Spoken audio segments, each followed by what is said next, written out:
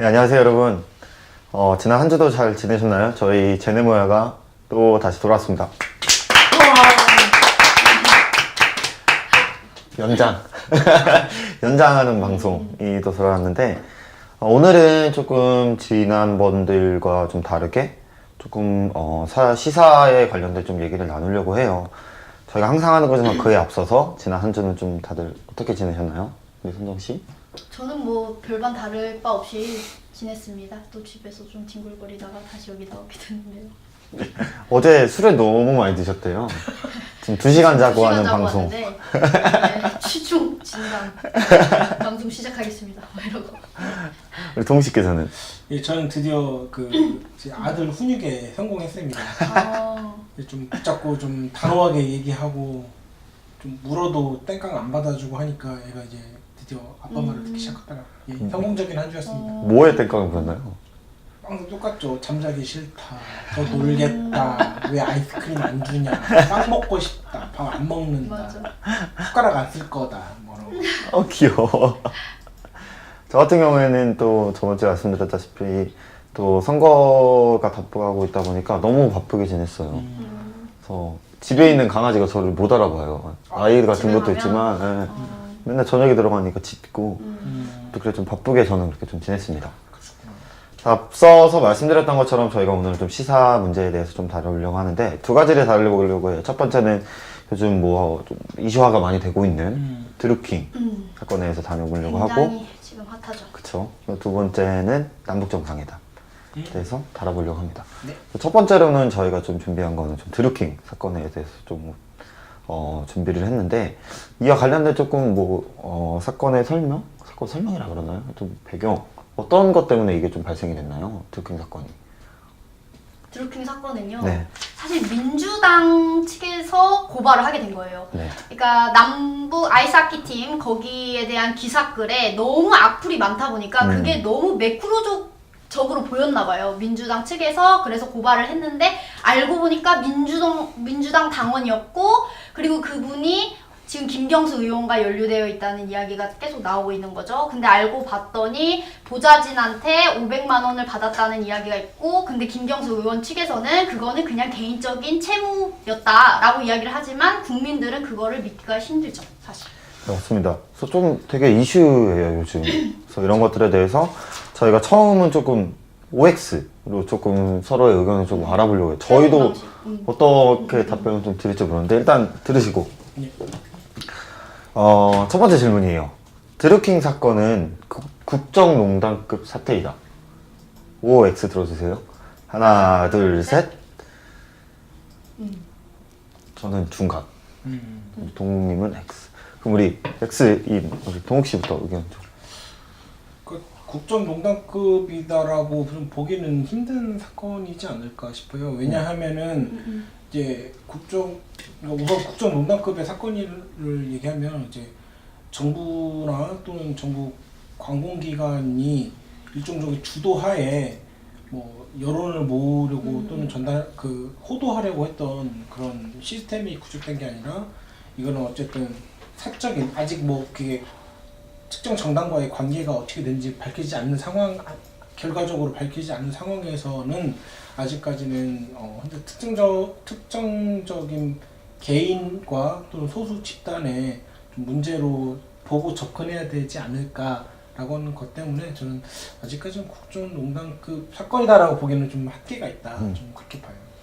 저는 이제 중간을 둔 이유가, 저도 좀 비슷한 내용이에요. 사실 아직은 이렇게 좀 섣부르게 국정농단급 사건이다, 아니다 라고 얘기하는 거는 좀 검찰의 조사나 검찰의 조사가 필요한 부분이 있지만, 그렇지만 몇 가지 좀 팩트는 있더라고요. 그 집단 자체가 이번에 작년 대선 때 문재인 대통령 온라인 선거운동을 했던 거는 사실이고, 김경수 의원을 만났고 드루킹이, 그리고 김경수 의원은 그에 대해서 선거운동을 해준 거에 있어서 고맙다고 한 거는 팩트고, 그리고 김경수 의원이 그 느릅나무 출판사라고 하는 그 출판사를 방문한 것도 팩트고, 그래서 거기서 이제 인사청탁, 오사카 총영사 이게 인사청탁을 한 걸 또 팩트고, 그리고 이제 그게 불발되니까 김경수 의원한테 협박을 했던 것도 팩트지만, 아직은 이렇게 국정농단급 사건이라고 좀 얘기하는 거는 섣부르지 않나라고 저는 그렇게 생각하기 때문에 저는 중간을 들었습니다. 우리 또 네.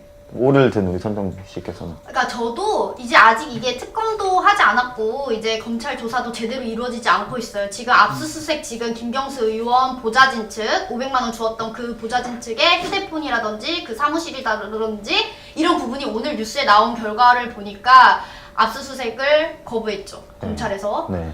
저는 그것도 사실 이해가 되지 않고요. 사실 이 부분에 대해서 지금 딱 그렇다라고 단정할 수 없지만 그런 느낌이 사실 보이는 것이 사실이에요. 사실 어떤 부분에서도 볼 수 있냐면은 그 문재인 대통령의 여사님분, 네. 김정숙 김정숙 여사. 김정숙 여사님께서 그 경인선을 가야 된다를 5번 외친 그런 영상이 떠돌고 있죠 지금. 네. 네, 그런 부분을 보더라도 사실상 몰랐다, 문재인 대통령이 몰랐을까라는 생각이 들어요. 그렇게 여사님께서도 그 경선, 작년도 뭐 이렇게 경선 끝나고 나서 경민선을 찾아가 봐야 된다라고 이야기할 정도로 그 경민선도 경공모랑 같이 그 드루킹이 운영한 그런 사이트죠. 그쵸. 그런 식으로 봤을 때 좀 의심이 간다는 거지. 저도 정확히는 알 수 없으니까. 제가 검찰은 아니니까. 또 좀 지켜봐야죠. 이런 지켜봐야죠. 사건에 있어서 또 이제 검찰이 어떤 식으로 수사를 하냐, 또 경찰이 어떤 식으로 수사를 하냐가 조금 좀 관심사일 것 같은데, 그래서 저희가 좀 준비한 두 번째 질문이 특검 관련해서예요. 그래서 특검을 해야 한다, 아니면 특검 불가rum에 대해서 OX를 들어주면 되는데, 자, 또 다시 드시고, 자, 하나, 둘, 셋. 이건 저희가 만장일치네요. 이거는 만장일치네. 네. 뭐, 왜, 저랑 좀 생각이 비슷할 것 같은데, 특검은 왜 필요하다고 생각하세요? 아, 근데 이 사건이 굉장히 좀 오래 묵은 사건이에요. 사실 작년도 대선 때 이 사건이 이미 나타났었어요. 그러니까 드루킹 사건에 대해서 불기소 처분인가를 했고 무혐의로 이미 그게 풀려났었는데 사실상 그거에 대해서 제대로 조사를 안 했다고 생각하고 이번에도 마찬가지였죠. 2달 전부터 그 이야기가 나왔었고 뭐 이미 그거에 대해서 판결이 난 지 오래인데 그것도 언론에다가 이야기도 하지 않았고 제대로 검찰 수사도 받고 있지 않고 지금 그런 상황에서 야당 측에서는 특검을 이야기할 수밖에 없는 상황이 된 거죠. 믿을 수가 없다는 그쵸. 입장인 거죠. 그래서 저 같은 경우는 그렇게 생각해요. 이게 만약에 그러니까 우리가 모여서 온라인상에서 그래서 저는 뭐 누구를 지지합니다 라고 선거운동을 하는 건 사실은 그거는 불법이 아니거든요. 그렇죠, 그렇죠. 근데 이게 조직적으로 하더라도 이게 불법은 아니더라고요. 제가 알아보니까. 근데 여기서 문제가 되는 게 뭐냐면은 그러면은 예를 들어서 요즘 뭐 말이 되거든요. 매크로를 사용했다 그런 라고 불법이죠. 하면은 이게 불법이고 그리고 당이나 후보가 돈을 주고 그쵸. 그 조직을 운영하는데 그 운영비를 당이나 그 후보가 뭐 후원을 했을 경우에는 그게 이제 완전히 불법이 되는 선거법 거. 위반이죠. 그쵸. 그리고 또 저는 찬성을 하는 이유가 좀 민주당의 입장에서 생각을 했을 때도 특검을 만약에 직접 해서 민주당 입장에서도 사실은 뭐 우리는 떳떳하다. 김경수 의원도 떳떳하다. 흘리는 거죠. 네. 라고 하는 거에 진짜 떳떳하다면은 그렇게 해서 진행을 하는 것도 제가 생각했을 때는 민주당 입장에서 나쁘진 않은데 좀 여기서 좀 확실히 특검을 해서 해야 한다고 하는 이유가 대선 당시 경공모 드루킹이죠. 그 드루킹이 썼던 경비가 첫 번째로 저는 검증되어야 된다고 생각을 하고요. 두 번째로 느릅나무 출판사 그 운영비가 도대체 어디서 나왔고 이게 무엇을 하는 곳인가. 그치, 그게 핵심이죠. 사실. 네. 그게 4층짜리 건물이래요. 연간 운영비가 11억이 넘는데 그쪽에서 이제 진술하는 거는 우리가 뭐 강연료 그 비누를 판매해서 그렇게 사업을 해서 이 11억 운영비를 채운다라고 하는데 뭐 좀 뉴스 보면 뭐 9시 이후에 그 지역에 사는 사람들이 20-30명이 뭐 노트북을 들고 그 안에서 작업을 하는 걸 보고 뭐 보이스피싱 회사입니다. 알았다. CCTV도 압수수색 안 했잖아요. 그쵸. 그것도 나와야 되는데 사실. 자택 사무실도 뭐 영장 기각되고 그래서 저는 특검을 해야 된다고 생각을 합니다. 우리 동 씨께서는 저는 뭐 이렇게 말씀하시니까 저 충분히 공감을 가는데 저는 가장 특검을 해야 된다라고는 가장 큰 이유는 이런 여야가 대처하고 있는 상황에서 이 해결점은 제가 봤을 때는 특검밖에는 없다라는 생각이 들어요. 저는 사실 다른 이유보다는 왜냐면 이것을 이런 식으로 민주당 차원에서 그냥 검경 합동수사 정도로 해서 마무리를 지으려고 하는 그 의도도 뭔지 알겠고, 왜냐면 지방선거에 영향을 미치고 싶지 않다라고 하는 그렇죠. 게 가장 클 거고, 그리고 일정 부분 야당에서는 이걸 좀 정확하게 진실을 잘 밝히고 일정 부분 좀 파일을 키워서 네. 좀 여당을 좀 압박하겠다라는 좀 의도가 분명히 있는 걸로 알고 있는데, 그렇다 하더라도 이게 어쨌든 이건 진실이 좀 명명백백 밝혀져야 되는 상황인 거고, 만약 특검이 되지 않아라고 한다면, 방금 이제 두 분이 앞에서 말씀해 주셨지만 뭐 이렇게 좀 이런 것도 해야 되는데 저런 것도 좀 되지 않았다라고 하는 그런 것들이 좀 밝혀지려면 특검 외에는 좀 해결될 수 있는 방법이 좀 없지 않나라는 부분 때문에 저는 특검을 해야 된다라고 생각합니다. 그래서 얼마 전에 그 자유한국당, 바른미래당, 민주평화당 대표와 원내대표가 맞아. 이제 국회에 서한서를 제출을 했죠. 그렇죠. 특검 관련한. 네. 근데 이게 뭐 의원 수가 과반이 넘으면 특검이 이제 진행을 해도 된다? 라고 그러더라고요. 근데 네, 맞아요. 특검법이 지금 통과될 가능성은 있죠. 왜냐하면 수로 봤을 때는. 네. 160석 정도가 되다 보니까 맞아요. 그래서 제가 봤을 때도 특검은 진행이 될 것 같아요. 진짜 그렇죠. 됐으면 좋겠어요. 그리고 저는 여기서 꼭 하나 지켜 넘어가야 된다고 생각하는 게 그 서울 경찰청장. 예, 맞아요. 저도 그 근데 얘기하고 이게 싶었어요. 이주민 그 분께서 사실 이야기하신 부분이 어떤 식으로 얘기하셨냐면은 그 김경수 의원 같은 경우에는 그거를 뭐 URL을 뭐 확인을 안 했다. 그냥 네. 의례적인 답변만 했다. 이런 맞아요. 식으로 비유하고 나섰어요. 근데 저는 청와대 무슨 대변인인 줄 알았어요. 근데 그렇게 하고 나서 근데 그 말이 맞았으면 모르겠어요. 근데 그 뒤에 그 김경수 의원이 URL도 보냈는데 네. 거기에다 대고서는 그 드루킹 그분께서 잘 처리하겠습니다. 확인했습니다. 이런 식으로 답변을 하신 거가 또 언론에 나왔어요. 근데 나중에 변명하시는 거 보면은 내가 너무 바캉스 때문에 갔다 와서 너무 급하다 보니까 제대로 보고를 못 받았다 이런 식으로 변명을 하셨어요. 근데 저 그거 보고서 좀 이게 정치 경찰 아니냐 이런 생각이 들었던 거죠. 그래서 저는 그 생각이에요. 이게 사실은 작년, 재작년 너무 시끄러웠잖아요. 그렇죠. 이 나라가 촛불 집회부터 박 전 대통령 탄핵, 구속, 문재인 대통령 당선까지 엄청나게 사실은 국민들이 정치에 신물이 난 상태죠. 뭐 최순실 게이트가 이게 시작이 됐고 어떻게 보면 이것도 사실 그렇게 될 가능성이 아예 없는 건 아니잖아요. 그렇죠. 그렇기 때문에 적어도 이것만큼은 한편으로는 대한민국에 사는 국민으로서 이거는 아니었으면 좋겠다. 그래도 적어도 우리나라가 이렇게 맞아. 망가지지는 않았었으면 좋겠다라는 저도 그렇게 그런 희망해요. 마음이 있어요. 저도. 네. 그게 사실이 아니었으면 좋겠는데 네. 지금 너무 탐탁지 않죠. 여러 가지 나온 정황이. 그렇기 때문에 조금 더 공명경대하고 음. 투명하게 수사는 이루어져야 된다고 생각을 해요. 뭐 저희 같이 좀 그런 희망을 좀 네. 붙잡고 있는 그런 사람들을 위해서. 맞아요. 네, 그래서 뭐 지금까지 저희가 좀 드루킹에 대해서 저희 청년이 바라보는 시각에서 좀 이렇다라고 좀 얘기를 나눠봤는데, 앞서 말씀드렸던 것처럼 저희가 이제 두 번째 주제죠. 좀 핫한 이슈. 남북정상의 회담에 대해서 좀 다뤄보려고 해요. 좀 남북정상회담이 좀 우리한테 갖는 의미가 좀 어떤 건지 서로 좀 얘기를 나누고 싶은데, 어떠세요? 남북정상회담 딱 하면 떠오르는 이미지나 느낌. 남북 정상회담 정말 오랜만에 남북 정상회담을 하는 것 같아요. 이제 과거 김대중 정권, 김대중 대통령하고 노무현 대통령 때 이제 정상회담을 하고 난 이후에 또 이명박 대통령 그리고 박근혜 대통령 때는 전혀 대화를 하지 않다가 정말 한 10여 년, 9년, 10년 만에 대화를 하는 거라서 11년 네. 만에 대화를 하는 거라서 이게 좀 어떻게 이야기가 될까 좀 궁금함도 있고 또 어떻게 좀 이야기가 돼서 한반도에 어떤 이야기가 좀 들려올까 좀 기대감이 좀 크다는 생각이 사실 좀 큽니다. 맞아요. 저도 저 어렸을 때 11년 전이면 저 15, 14 중학교 때였으니까 그때 이제 막 두 정상이 손을 잡고 이렇게 해서 저는 어린 마음에 우리나라 진짜 통일 되는 것 같아. 그랬던 그 설레임이 있었거든요. 그렇죠. 저는. 많이. 근데 이게 조금 남북 정상회담이 지금 11년 만에 개최가 되는 거다 보니까 그 중간에 갭이 있다면 요즘 애들은 그런 걸 모르더라고요. 내가 가졌던 그 설레임. 어릴 때? 그 아무것도 몰랐을 때? 좀 그런 것들이 조금 다시 그런 향수가 저 개인적으로는 있을 것 같고 기대가 되죠, 당연히.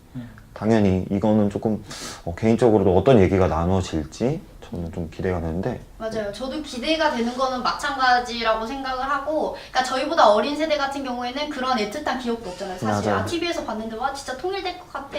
정말 통일되는 거 아니야? 이런 생각을 했었단 말이에요. 저희는. 근데 이제 또 앞서 나간 이제 기성세대들이 생각하는 그러한 느낌을 우리가 봐줄 수 없을 거라는 생각도 들어요. 어떤 느낌이냐면은, 그러니까 뭐 이상가족이 있으신 분들도 계시잖아요. 사실 지금까지 살아계신 분도 계시고, 근데 저희 할머니나 뭐 할아버지 분은 그런 게 없으시거든요.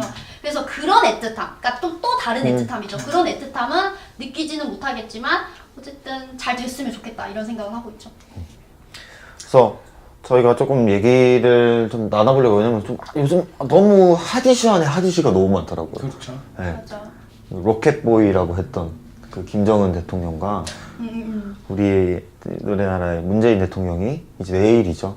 바로 내일. 내일이. 네, 9시 반에 문재인 대통령이 이제 그 남북 군사 그 선에서 김정은 대통령을 네, 맞이한다고 하더라고요. 근데 좀 얘기를 나누고 싶은 게 저는 비핵화 가장 큰 이슈죠. 어떻게 좀 가능하다고 생각하시나요?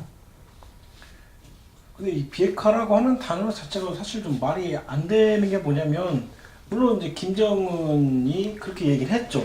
이제 더 이상 뭐 핵실험도 하지 않고 네. 장거리 미사일 개발도 하지 않겠다라고 했지만, 사실 그 전에 사전에 얘기했던 거는 이제 북한은 핵실험도 충분히 했고 과학적으로 순차적으로 증명이 됐기 때문에 더 이상 할 필요가 없다. 그쵸. 그래서 그만 더 이상 하지 않겠다라고 얘기를 할 건데, 왜 언론에서나 이런 것들을 김정은이 비핵화를 선언했다라고 이렇게 얘기가 돼버리는 건지, 그럼 그 기존에 있는 그 핵무기는 도대체 어떻게 하겠다는 건지, 그 얘기는 그러니까. 그 누구도 아무도 하지 않는데, 이걸 좀 잘 이해가 안 되더라고요. 저는 정부도 그렇고 언론도 그렇고 왜 이 부분을 전혀 이야기를 하지 않나, 저는 그게 좀 이해가 안 돼요. 맞아요. 선정 씨? 아 근데 여기와 연결시켜서 얘기해보면 언론이, 그러니까 요번에 문재인 대통령이 언론사 분들 모셨잖아요. 네. 대거 모셔가지고 이제 남북 정상회담에 대한 이야기를 했어요. 저는 근데 무언의 압박이라고 보는 거예요, 그거를. 그러니까 남북 정상회담이 뭐 잘 될지 안 될지는 아직 잘 모르겠고, 이제 비핵화에 대한 부분은 아직 조율이 잘 안 된 것 같아요. 거기 나가봐야 알겠다 이렇게 이제 청와대에서도 브리핑을 했었는데, 이게 잘 되든 안 되든 어떻게 보면은 좀 비판적인 논조는 삼가해 달라라는 그런 메시지가 아니었을까, 무언에. 저는 이렇게 보고 있는 거죠. 그렇죠. 그런 합리적인 의심을 할 수 있죠. 물론 그렇지만 저는 좀 하고 싶었던 얘기가 조금 동욱 씨가 했던 얘기랑 좀 비슷한데, 비핵화 과연이라고 저는 생각을 해요. 가능할까? 글쎄, 왜냐면은 비핵화라는 게 단순히 ICBM 안 쏘고 풍계리 그 핵실험 그거 뭐 폐기하고 그리고 그게 과연 비핵화일까? 실질적으로 제가 느끼는 비핵화라는 모든 핵 무기를 뭐 다 진짜 폐기 처리하고 그것만이 제가 갖는 의미는 그렇거든요. 근데 그러기에는 말씀하셨던 것처럼 북한은 이미 굳이 핵실험을 더 이상 할 필요 없고, ICBM도 이미 수차례 작년에 엄청 많이 쐈잖아요. 그랬는데 이게 가능할까라고 하는 데는 저는 큰 의문이에요. 과연 맞아요. 이게 북한이 가지고 있는 이걸 놀까? 풍계리 네. 얘기해가지고 생각이 난 건데, 그러니까 풍계리도 사실 이번에 걸었잖아요. 풍계리 핵실험장을 폐기하겠다라고 이야기를 했는데, 그건 어떻게 보면은 김정은이 이제 필요 없는 풍계리 핵실험장을 좀 더 비싸게 팔려고 하는 의도가 아니냐 이런 얘기가 나오고 있어요. 왜냐면은 풍계리 핵실험장 같은 경우에는 지하에서 핵실험을 이미 많이 했기 때문에 지금 그 집안이 안전하지가 그렇죠. 않대요. 그쵸. 안전하지가 않아가지고 거기에서 지진도 계속 몇 번 일어나고 이런 현상들이 계속 보여져 왔었어요. 그래서 지금 못 쓰는 거, 원래 못 쓰는 거 그냥 비싸게 값을 부르려고 하는 처사다 이렇게 해석하기도 하죠. 네. 참 요거는 진짜 지나가는 애들 붙잡아도 되게 요즘 관심 많을 것 같아요. 이 부분에 있어서는. 그래서 좀 요런 것들에 대해서 또 두 번째 저희가 또 얘기 나누고 싶은 거는, 그러면은 이제 요즘 또 얘기가 나온 정전협정. 요거는 좀 어떻게 생각하세요? 저부터. 네. 저는 정전협정은 일정 부분 저는 퍼포먼스에 좀 가깝다라고 생각을 해요. 그러니까 저는 정전협정을 폄하하고 싶은 마음도 없고 정전협정을 너무 고평가할 저는 이유도 없다. 정전협정이라고 하는 건 더 이상 한반도에 이제 전쟁이 종결됐다라고 하는 선언의 의미가 좀 강하다고 생각하는데 사실 우리나라는 이제 6.25 전쟁 이후에 약 26차례의 이제 북한의 도발이 네, 맞아요. 있었죠. 근데 사실 그 도발이 폄하를 하려는 게 아니라 저기 이제 어떻게 봐야 할지 몰라서 사실 그게 전쟁으로 이어질 뻔한 적은 없어요. 단 한 번도.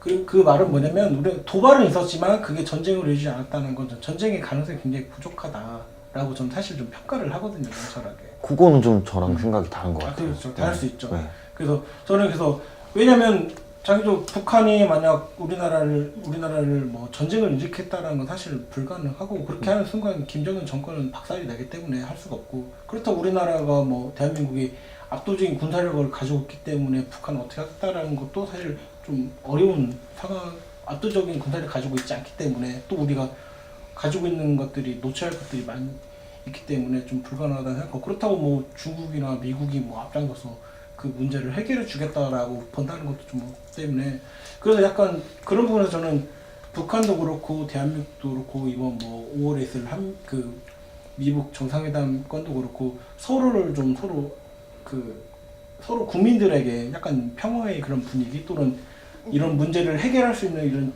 평화 지도자가 각 나라 대통령에게 그런 약간 퍼포먼스를 국민들이 보여줄 수 있는 퍼포먼스가 그런 합의가 정전협정이지 않나. 그래서 저는 좀 그렇게 봐요. 맞아요. 저도 퍼포먼스의 한 형태라고 보는데 요번에 3가지 안건이 있잖아요. 평화체제 구축이랑 그 다음에 비핵화랑 종전협정 이 3가지가 안건인데 사실 저는 이 종전협정은 어떻게 보면 퍼포먼스고 비핵화가 수반된 정전협정이어야만 저는 의미가 있다고 생각해요. 그리고 그 비핵화도 어떻게 보면은 실제로 CVID라고 하잖아요. 실제로 눈으로 볼 수 있고 검증 가능한 그러한 비핵화여야 하지 과거처럼 그러한 비핵화 같은 경우에는 좀 의구심이 들죠. 비핵화가 될지. 네, 저 같은 경우에는 정전협정이라고 하면 그 워딩이 갖는 그런 것도 의미는 되게 좋은 것 같아요. 그렇지만 저도 수반되어야 할 것들이 너무 많다. 일단 말씀하셨던 그런 비핵화가 저는 처음에 우선시 돼야 정전협정이 되고 사실 제가 느꼈을 때는 정전협정이라는 건 이제 서로를 정상국가로 인정을 하자라는 걸로 느껴지는데 그 안에서도 사실은 해결할 문제가 많죠. 그렇다면은 뭐 예를 들어 이산가족 문제 그런 것들은 어떻게 할 것이며 근데 정전협정이 일어나고 그리고 저는 이게 한마디로 나가서 평화협정까지 이루어져야 된다 라고 저는 그렇게 생각을 해요. 그러기 위해서 사실은 뭐 수반되어야 되는 것들도 많죠. 이제 우리나라 입장에서 생각했을 때 네. 비핵화가 될 수 있겠지만 뭐 북한 입장에서 생각했을 때 뭐 예를 들어서 뭐 한미 연합군 훈련 뭐 주한미군 뭐 철수 이런 것들이 될 수 있고 그런 것들에 있어서는 또 치열하게 좀 논의가 되고 하지만 모든 것들의 전제는 저는 완전한 비핵화가 되어야 된다고 생각을 합니다. 사실 이 완전한 비핵화가 가장 힘들어요. 왜냐하면 제가 만약 김정은이라고 한다면 이번 남북 정상회담이나 또 5월달에 있을 이제 미국 정상회담 안에서 일정 부분 저는 좀 할 것 같아요. 아니, 뭐 핵미사일 실험하지 않고 또는 뭐 미사일 발사 실험도 하지 않겠다라고 선언하면 여기다 좀 일정 부분 핵을 반환하겠다.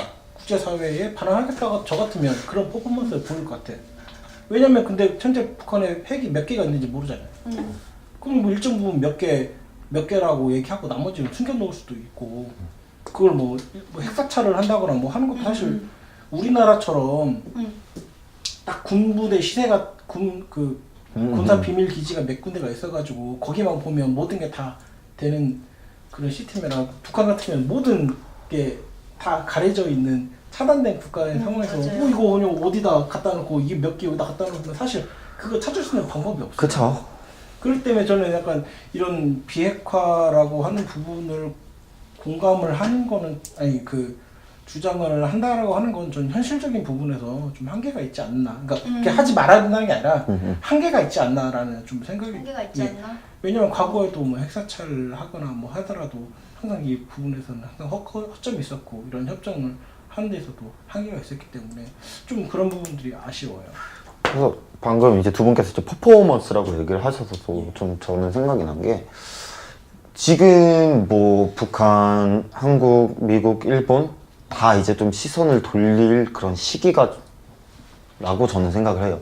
예를 들어서 북한 같은 경우는 지금 엄청난 대북 제재를 받고 있죠. 그렇기 때문에 그런 퍼포먼스가 좀 필요하고 필요하죠. 미국 같은 경우에 트럼프 대통령 같은 경우는 중간 선거였죠. 일본 같은 경우에는 맞아요. 아베의 사학 스캔들 때문에 지금 지지율이 거의 20% 중반? 초반대까지 떨어졌다고 하더라고요. 그렇고 지금 우리나라 같은 경우에는 뭐 드루킹, 지방선거 뭐 엄청 많잖아요. 그런 것들에 있어서 조금 시선을 외부로 돌리기에 가장 적합한 시기에 좋은 의제들이 빵빵빵빵 터지고 있다. 저는 그러니까 미국에 대해서는 공감해요. 미국 같은 경우에는 지금 러시아 스캔들도 있고 대선 11월 달에 그 대선이 아니라 그거 있잖아요. 네. 그 국회의원 이제 선거가 있고 상하원 선거요? 상하원 선거가 있고 그다음에 또 난게 포르노 배우와 네. 무슨 스캔들이 났잖아요. 그 세 가지를 덮기 위해서는 뭔가 잘 되어야 될 것 같다. 이 말에는 동의하지만 아베 같은 경우에는 사실 이 종전 선언이 그 정권에 꼭 좋게만 작동할 수 있을 것인가에 대한 의문은 있어요. 사실 극우 세력 같은 경우에는 아베 정권 같은 경우에는 북한을 필두로 해가지고 어느 정도 내치를 했던 과거가 있잖아요. 그런 안보 문제로 내치를 해왔기 때문에 그런 문제에 대해서는 이런 생각이 드는 그런 거죠. 미국 같은 경우에는 이제 3년 뒤죠. 2022년 1월까지가 이제 트럼프 대통령 임기인데 그 전년도 21년도 12월에 대선을 또 하겠죠. 그러니까 3년 정도 남은 상황이라서 재선을 하려고 목표를 가질 거예요. 그래서 일정 부분 현재 지금 지지율도 50%를 얼마 전에 넘은 걸로 알고 있는데 이걸 계속 유지하고 그 이상으로 끌어가려고 그쵸. 노력하기 때문에 어쨌든 트럼프도 이걸 좀 북한 문제를 좀 일정 부분 해결한 지도자로 좀 보여주고 싶을 가능성이 굉장히 클 거고 때문에 그래서 사실 그런 부분 때문에 이번 정상회담도 그렇고 이제 미국 정상회담도 좀 어떤 부분 좀 우리가 생각하지도 못했던 또는 국민들이 쉽게 생각하지 못했던 좀 일정 부분 성과가 드러날 수밖에 없겠다. 또 북한 같은 경우에는 어떤 이 대북 제재 너무 강경하기 때문에 이거를 풀 수 있는 더구나 이 대북 강경 그 대북 제재를 쥐고 있는 게 중국이기 때문에 중국도 사실 이제 그 유엔 대북 제재의 그런 책임감 때문에 지금 제재를 하고 있지만 사실 이걸 좀 풀어야 된다라고 하는 약간 일정 부분에 대한 퍼포먼스가 필요하고 그게 사실 이번에 있을 남북 정상회담 결과물일 거라고 좀 보고 있어요. 뭐 이제 하루 남았는데 한번 결과를 지켜봐야 될 것 같습니다. 기대돼요. 내일 아침 9시 반이래요. 9시 반에 시작이 돼서 생중계한다면? 네, 전 세계. 그래서 일산 킨텍스에 거의 한 3,000명 이상의 기자들, 외신 국내 기자들이 기대된다. 있고 그리고 어제 뉴스 보니까 그 테이블도 네. 2018mm로 뒤에 이제 금강산 배경에 위에 이제 그 여기 정상들이 앉는 의자 가운데에는 이제 한반도 국기가 그리고 임진각 그 3km 그 정도에는 한반도기가 걸려져 있고 그런 분위기는 잘 만드는 것 같아요. 근데 그렇지만 정말 좀 좋은 결과가 나왔으면 좋겠어요. 정말로. 옛날에 그런 노래도 있죠. 금강산 찾아가자 12,000보. 가보고 싶어요. 가보셨어요? 금강산? 아니요. 그러니까 저도. 그러니까 한번 가보고 싶어서. 이번에 평양냉면 그것도 먹고. 그러니까 백지영이 그렇게 맛있다 그랬는데 그거. 그거 원래 맹맹하게 먹는 거라고 주변 애들이 막 저한테 막 훈계했거든요. 네. 이거 맹맹하게 먹는 거야 평양냉면. 근데 갔더니 양념장 엄청 넣고 그래가지고 뭐가 진실인가 알고 싶네. 네. 그래서 저희가 뭐 오늘은 여기까지 얘기를 나눠봤는데 저희가 준비한 게 있어요. 뭐 저희가 딱히 뭐 이렇게 크게 준비한 건 아니고 저희가 상장을 좀 준비했어요. 저번 한 주간 뭐 이렇게 우리 가장 유명인. 어. 우리 토픽의 가장 유명인을 상주는 방송거리를 만들어 주셔서 감사하다는 의미로 네. 저희가 한번 보여드릴 텐데 한번 읽어주세요 우리. 예.